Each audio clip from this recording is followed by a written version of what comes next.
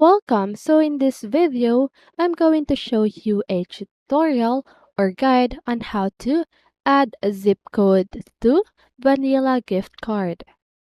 So vanilla gift cards typically don't require you to add a zip code for activation or use. These prepaid cards are designed for one-time use or multiple transactions until the balance is depleted. So when you make a purchase online or in store, you can use the card just like a credit or debit card without providing a zip code.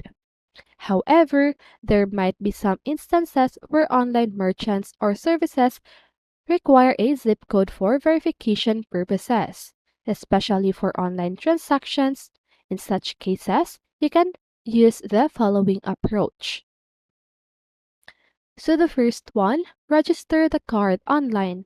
Visit the website provided on the back of the vanilla gift card and register your card online. During the registration process, you might be prompted to enter your name, address, and other information. And second one is use a zip code.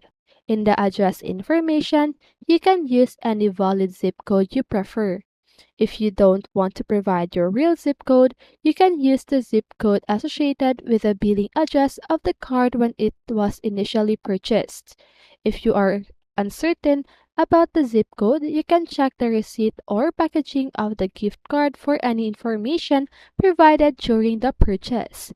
Keep in mind that vanilla gift card works similarly to credit or debit cards, and they are meant to be used as a convenient and anonymous payment method for various purchases.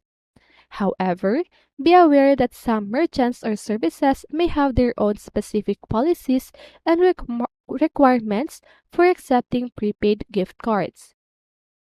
So it is always a good idea to review the terms and conditions of the card and merchant before making a purchase. Okay?